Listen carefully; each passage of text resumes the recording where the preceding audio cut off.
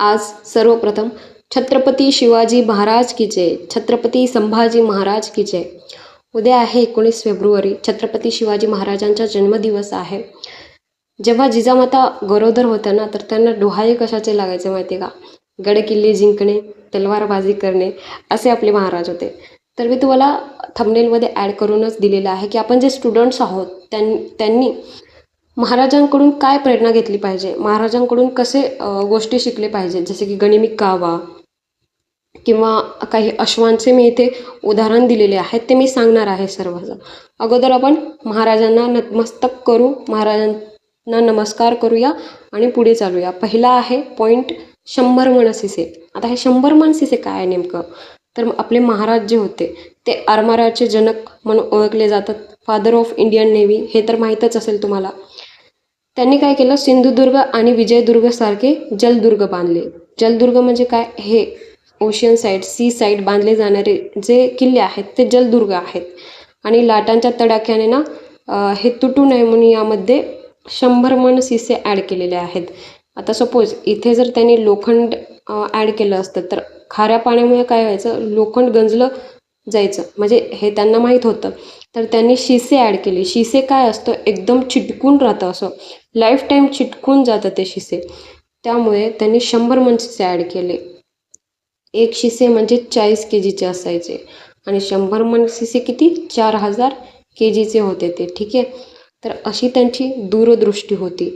हे तर त्यांचं बेसिक होतं. तर अशी दूरदृष्टी, यामध्ये आपल्याला काय शिकायला पाहिजे, हे शिकायला पाहिजे की आपल्या अभ्यासाचा जे बेस आहे, आपल्या अभ्यासाचा जो बेस आहे ते खूप असा पक्का राहायला पाहिजे, मगच आपण पुढे जायला पाहिजे. ठीक आहे. हे यातनं आपल्याला पाहायला मिळतं.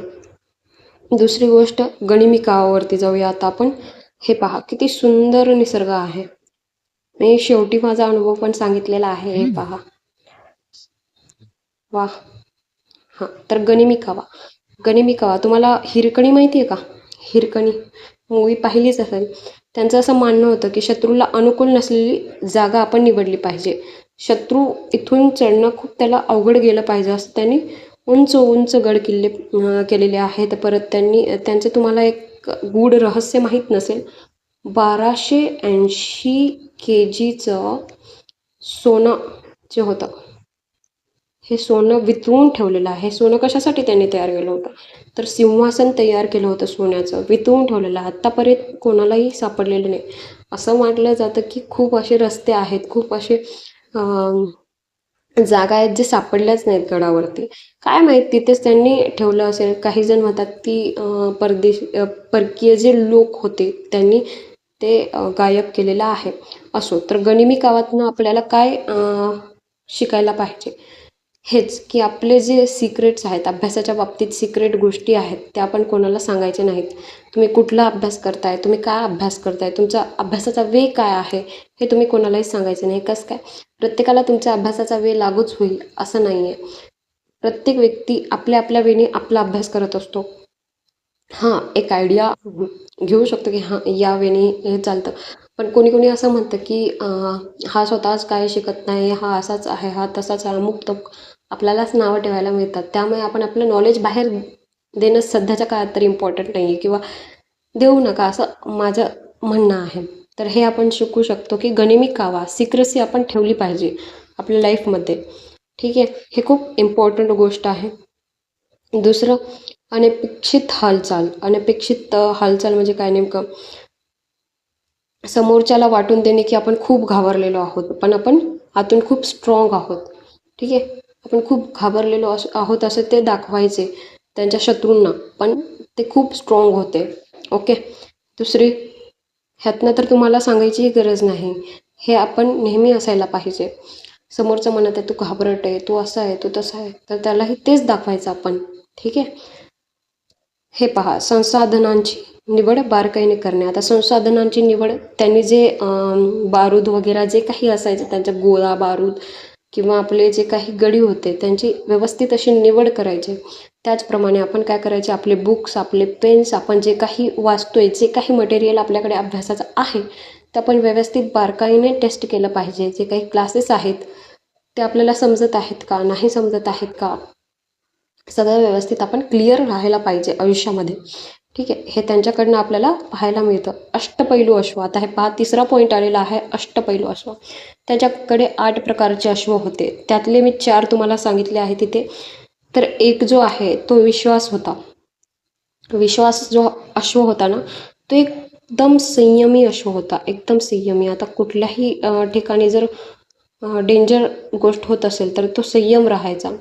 नो आवाज, म्हणजे पायांचा आवाज न करता किंवा स्वतःचा आवाज न काढता तो महाराजांचा म्हणजे म्हणणे ऐकायचा. इतका संयमी तो घोडा होता. तर आपण आपल्यामध्ये एक संयमता असते, एक पीस असतो, एक वेगळ्याच काहींचा काय म्हणतात त्याला, संयम असतं. पण ते आपण बाहेर आणलं पाहिजे अभ्यासाच्या टायमिंगमध्ये. हे खूप इम्पॉर्टंट आहे. संयम इन द सेन्स आपल्याला आता महाराजांच्या काळात ना खूप सारे मावळे महाराजांना खूप मदत केलेली आहेत. मावळे, परत आपली फॅमिली, त्यांची फॅमिली त्यांना खूप सपोर्ट केलेले आहेत. सध्याच्या काळात तसं होत नाही आहे. सध्याच्या काळात आपले घरचेच आपल्याला खूप दोष देतात. ठीक आहे, तर त्यावेळेस बोलतही असतील तर संयम बाळगणं हे आपलं काम आहे. ओके, तर पहिला घोडा होता विश्वास, दुसरा गजरा. गजरा हा खूप डौलदार घोडा होता, खूपच कॉन्फिडंट घोडा होता. तर आपण आपल्या आयुष्यात काय राहायला पाहिजे, कॉन्फिडंट. हे कॉन्फिडंटच्या टायमिंगला महाराजाला अडॉप्ट करायचे. ठीक आहे, असं महाराजांचे खूप अलग अलग वेचे. आता सध्याच्या काळात कसं मोठे लोक काय करतात, वेगवेगळ्या गाड्या यूज करतात है ना. त्या काळात घोडे किंवा आपलं हत्ती, त्यांचा खूप मोठा प्रभाव होता त्यावेळेस. तर असंच महाराजांचं होतं, ते घोडे अक्वायर करायचे. हा गजरा जो आहे तो कॉन्फिडंट घोडा. ओके, तिसरा पहा रणवीर. रणवीर घोडा जो होता अत्यंत आक्रमक घोडा होता आणि न डगमगणारा, एकदम आक्रमक घोडा होता आणि इकडे तिकडे डगमगत नाही, एकदम स्ट्रेट फॉरवर्ड होता. तर तसंच ऑनेस्ट राहायचं आहे आपल्या अभ्यासाच्या बाबतीत, स्ट्रेट फॉरवर्ड राहायचं आहे. ठीक आहे, हे माझं तुम्हाला सांगणं आहे. हे आपण महाराजांकडून शिकलं पाहिजे. चौथा जो घोडा होता तो भीमथडी. भीमथडी घोडा काय करतो, सह्याद्रीच्या जो कडे होते, जे अरुंद रस्ते होते, वाटा होते, ते वेगाने एकदम धावत सुटायचे. भीमथडी घोडा हा जो ब्राऊन कलरचा आहे, एकदम धावट, एकदम कड्याच्या काठोकाठ. तर इतकं आपली बारकाई असणं किंवा इतकं न डगमगता, न घाबरता, नो स्ट्रेस लेता एकदम मस्त आपला अभ्यास व्यवस्थित करायचा आहे. हे या घोड्याकडनं आपल्याला शिकायला मिळतं, महाराजांच्या या घोड्याकडनं आपल्याला शिकायला मिळतं. तर ह्याचाच अर्थ काय, परीक्षेच्या जे वेगवेगळ्या टप्प्यावर आपण आपली रणनीती बदलली पाहिजे. काय केलं पाहिजे, महाराज जसं आपली रणनीती बदलायची, आपले घोडे बदलायचे सॉरी, तर आपण आपली रणनीती त्या त्या टप्प्यावर बदलली पाहिजे. प्रिलिम्स असेल तर प्रिलिम्सचा अभ्यास जसा ज्या वेळी होतं तर मेन्सचा तसाच वेळी नाही होईल, हे आपल्याला माहीत असायला पाहिजे. काहीतरी जास्त लागतं गडे इथं, तर हे आपल्याला माहीत असणं इम्पॉर्टंट आहे. परत आपलं जे काही इंटरव्ह्यू आहे त्या पण टायमिंगमध्ये आपल्याला काही वेगळं असणं इम्पॉर्टंट आहे. हे रणनीती आपल्याला समजली पाहिजे. ओके, आता चौथा पॉईंट काय आहे, तर प्रतिकूल परिस्थितीत संधी शोधणे. प्रतिकूल परिस्थितीत संधी शोधणे काय म्हणजे, आता महाराजांचा जेव्हा जन्म झाला ना, तेव्हा महाराष्ट्रात परकीय आक्रमकांच्या आपण खूप जाचाखाली होतो. जसं की मुस्लिम वगैरे लोक होते, त्यांच्या आक्रमण होते, त्यांचंच वर्चस्व होतं त्या काळात. आणि महाराजांनी काय केलं आहे त्या काळात महाराजांनी शून्यातून स्वराज्य उभारलं आहे. ही खूप मोठी डील आहे, इट्स अ बिग डील. ठीक आहे, तर आपण जरी आयुष्यात शून्यही असू तर हे कायम शून्य नाही, शून्य नसणार आहे. ठीक आहे, आपण नंतर 1 होऊ, नंतर 2 होऊ, नंतर 100% होऊ. ठीक आहे, तर आपण शून्यातच नाही राहणार आहोत, हेही आपलं माइंडसेट असणं इम्पॉर्टंट आहे. तर कसं वाटलं तुम्हाला हे लेक्चर जरा सांगा. अजून एक मला महाराजांचं थोडंसं ते बोलायचं आहे. हे फोटो खूप सुंदर आहे ना, असे फोटो करून घ्या, मस्त वाटतं, एकदम पॉझिटिव्ह फोटो आहे. पहा, थोडंसं मध्ये जर चुकलं तर त्यासाठी मला माफ करा, पहिलेच क्षमा मागत आहे तुमच्याकडून. तर पहा, नरपती, हयपती, गजपती, गणपती, भूपती, जलपती, पुरंदर आणि शक्ती, यशवंत, कीर्तिवंत, सामर्थ्यवंत, वरदवंत, पुण्यवंत नीतिवंत जानता राजा, आचारशील विचारशील दानशील धर्मशील सर्वज्ञपणे सुशील सकळां ठाई, धीर उदार गंभीर शूर क्रियेस तत्पर सावधपणे नृपवर, देवधर्म गो ब्राह्मण करावया संरक्षण हृदयस्थ झाला नारायण प्रेरणा केली, या भूमंडळाचे ठाई धर्मरक्षी ऐसा नाही, महाराष्ट्र धर्म राहिला काही तुम्हा कारणी, कित्येक दुष्ट संहारिला कित्येक धाक सुटला, कित्येकांस आश्रय झाला शिवकल्याण राजा. छत्रपती शिवाजी महाराज की जय, छत्रपती संभाजी महाराज की जय. हे मला बोलायचं होतं, बोलले. थोडासा घाम सुटला भाई मला. असो, एकदम काटा येतो ना अंगावर. महाराजांबद्दल बोलायला लागले की एकदम धडधड धडधड होतं. मला तर होतं भाई साहेब, बाकीच्याचं माहीत नाही. आता मी काय एक्सप्लोअर केलेलं आहे लहानपणापासून, तर बऱ्याच अशा गोष्टी एक्सप्लोअर केलेल्या आहेत, पण आठवण जे आहेत सध्या तरी, तर ते सांगते मी तुम्हाला. हे म्हणजे पहिलं गड मी जे पार केलं होतं ते म्हणजे रायगड. रायगड गेले होते मी ठाण्यातनं रायगडला. 7 तास लागतात. अतिशय सुंदर आहे.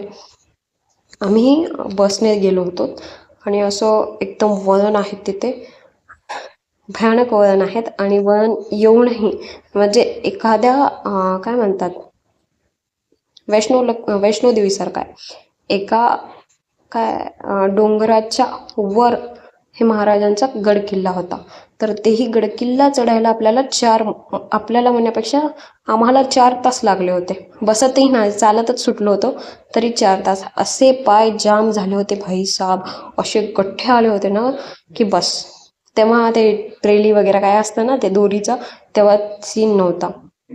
जेव्हा पोहोचलो तिथे इतकी सुंदर इतकी मोठी विहीर होती. आत्ता माझ्याकडे फोटोज नाही आहेत. आता मला जाऊन 2022 गेले होते मी, आणि माझ्याकडे नाही आहेत आता फोटो. 2-3 फोटो होते, मी ते ॲड केलेले आहेत पहा इथे. तर इतकं सुंदर इतकी मोठी विहीर आहे, मी कधीच नव्हती पाहिली. तिथे झुणका भाकर मिळते, आणि तिथे एक आजी आजोबा होते. ते बोलले तुम्ही वर जाताय तर आमची थोडीशी कमाई करून टाका ना, झुणका भाकर खा. आणि भूकही लागली होती, डबे होते. मला असं मस्त बाहेरचं खायला काय, मग झुणका भाकर ऐकून पैसाचा 70 रुपये प्लेट होती. की भारी झुणका भाकर होती. खाल्लोत, मग गेलो तर वर चढलो, आणि मग एक छोटासा मुलगा मिळाला आम्हाला तिथे. त्याची आई बोलली की याला आता हे खरं आहे की नाही मला माहीत नाही, पण तो एकदम रायगडी भाषा बोलत होता, जे कोकणी होती ती. आणि त्याची आई बोलली की याला महाराजांचे जे घोडे, महाराजांचे जे मावळे होते त्यांचा ठपठप आवाज किंवा त्याचा बोललेला आवाज यायचा. हे ऐकून मला तर एकदमच काटा आला तिथे. आणि मग मी बोललं चांगली गोष्ट आहे म्हणून. सॉरी, मध्येच आई आली होती. आणि सांगत होते मी हे की त्या मुलाला म्हटलं भारी गोष्ट आहे, त्या काकूंना म्हटलं काहीतरी मी. आणि निघाले मग तिथून निघाले, वर पोहोचलो. म्हणजे टप्प्याटप्प्यावर कोणी ना कोणी भेटलंच आहे. मग एक दादा भेटला, तो इथे गाईड करणारा दादा होता. त्यांनी आम्हाला एकदम पॉईंट्स सांगितले की टकमक टोक कुठे आहे, टकमक टोक बापरे बाप. म्हणजे तिथून फेकायचे भाई. म्हटलं मी हे काय, म्हणजे एवढी भयानक शिक्षा होती त्या काळात. हत्तीच्या पायाखाली देणं, टकमक टोक दाखवलं त्यांनी. आणि एकदम त्यांचे जे गनिमी काव्य होते, म्हणजे इथून जर आवाज दिला, एक साईड होती तिथे, एक माझ्याकडे फोटो नाही आहे सध्या, एक साईड होती, तिथून जर आवाज दिला तर 3ऱ्या किंवा 4थ्या माळा, खालचा 4था माळा जे आहेत ते तिथे आवाज कसं जाईल, हे त्यांची त्यावेळेसची व्यवस्था होती. हे कशामुळे, त्यावेळेस फोन मोबाईल्स नव्हते ना, त्यासाठी हे सर्व होतं. तर इथे मी माझ्या देवाचे पाया पडले, आणि मग तिथे भरपूर फोटोज असे काढलो आम्ही. आणि मग अजून निघालो. मग तिथे अजून एक सीन होता. काय पाहतो तर काय, महाराजांनी अरे मी ते फोटो ॲड नाही केलं होतं. एक महादेवाचं मंदिर होतं, आणि ते मंदिर तोडू नये मुस्लिम लोकांनी म्हणून वरती डोम स्ट्रक्चर बांधलं होतं. डोम स्ट्रक्चर म्हणजे काय, जे मुस्लिम लोकांचे असे डोम स्ट्रक्चर असायचे ना, तर ते ठीक आहे. आतमध्ये मंदिर महादेवाचं, पर वरती डोम स्ट्रक्चर मुस्लिमचा. आतमध्ये गेल्यावर इतकं थंड वाटायचं. त्यावेळेस ऑक्टोबर हीट होती, आणि इतकं छान वाटलं मनाला. यार म्हटलं किती भारी हे, म्हणजे बस, म्हणजे खूप मस्त, खूप सुंदर होतं माझ्यासाठी ते दृश्य. परत राहायची व्यवस्था, काही बाजारपेठ तिथे झालेल्या तेही आम्ही पाहिलेलो आहोत. आता इथे पहा, इथे हा सीन एकदम जायचा सीन होता वापस. आणि इथून पाऊस सुरू झाला नेमकाच. इतकं मस्त. हां, त्या मुलाला भेटलेला, आम्ही इथे भेटलो मुलाला त्या. ठीक आहे. तर इतका सुंदर सीन होता भाईसाहब. हे माझं पहिलं एक्सप्लोर होतं रायगडावरती. आणि दुसरं म्हणजे ठाण्यातनं आणेगाव म्हणून आहे समोर. सॉरी, भिवंडीतनं आणेगाव मध्ये जायचं. आणेगावच्या थोडं समोर गेला का नाही, मग छत्रपती शिवाजी महाराजांचं मंदिर आहे. मी फोटो नाही काढले, कारण आमच्यासोबत छोटे छोटे पोरं होते आणि ते छोटे पोरं यार, त्यांच्यामुळे गोंधळ झाला. आणि आम्हाला तिथून एकदम रफादफा केलं त्या लोकांनी. तिथल्या लोकांनी म्हटलं की इथे तुम्ही या आगाऊ पोरांना उचलून न्या. तर मला तिथून पळ काढायला लागली. आणि छत्रपती शिवाजी महाराज मंदिर जे आहे, इतकं सुंदर सुंदर सुंदर मंदिर आहे की बस. एकदम मी तर फॅनच आहे भाई महाराजांची. ओके, कोणाचे फॅन आहे असं विचारलं तर हे पहा. त्या काळातले ते हे मुस्लिमांचे होते काहीतरी, असे यूज करायचे ते त्यांचे विपन्स जे होते. ठीक आहे, असे डेंजर विपन्स होते. इथे महाराजांचे बुक्स मिळतात, मस्त बुक्स आहेत, श्रीमंत योगी. आणि त्यांचे फोटो फ्रेम्स, वाव, बेस्ट. आणि इथे इथे खूप काय काय असं पाहायला मिळणार, फोटोज वगैरे आहेत. आणि सुंदर आहे, खूपच सुंदर आहे. असं मी एक्सप्लोर केलं होतं ठाण्यामध्ये. कधीतरी जाऊन पहा, खूप सुंदर आहे. ओके. तर बऱ्याच गोष्टी आपल्याला महाराजांबद्दल शिकायला मिळालेल्या आहेत. असं एक्सप्लोर तर प्रत्येकाने लाईफमध्ये एकदा केलेलं पाहिजे. ही शांत मायामूर्ती, ही सुंदर मूर्ती, किती सुंदर आहे फोटो. चल, सो कसं वाटलं तुम्हाला लेक्चर? छान वाटलं का? काही शिकायला मिळालं का? तुम्ही मला कमेंटमध्ये नक्कीच सांगू शकता. ठीक आहे, भेटूया पुन्हा एकदा उद्याच्या लेक्चरमध्ये. आणि हां, 20 तारखेला एक लेक्चर येईल आपण. उद्या तर नाही येणार, उद्या मी बिझी आहे. मी पण एन्जॉय करणार आहे, मीही जाणार आहे बाहेर शिवजन्मोत्सव करायला. आणि उद्या लेक्चर नसेल, 20 तारखेला एक लेक्चर असेल. ठीक आहे. आणि त्याच्यानंतर 21, 22, 23 असं 4-5 दिवस मी गायबच असणार आहे. थोडंसं कामात बिझी असणार आहे मी. तर 21 ते 25, 27 पकडून चला, तोपर्यंत लेक्चर येणार नाही, कदाचित येणार नाही. जर जमला तर मी ॲड करेन. ओके. तर कसं वाटलं तुम्हाला आजचं लेक्चर? मला नक्कीच सांगा. आवडलं का? तुम्हाला काय शिकायला मिळालं का? हे तुम्ही मला सांगू शकता. आणि ते जे मी म्हटलं होतं त्यात काही चुका झाल्या तर त्यासाठी क्षमा मागत आहे, मी अगोदरच बोलले. ओके, भेटूया पुन्हा उद्याच्या लेक्चरमध्ये. परत एकदा छत्रपती शिवाजी महाराज की जय, छत्रपती संभाजी महाराज की जय, भारत माता की जय, जिजा माता की जय. ओके.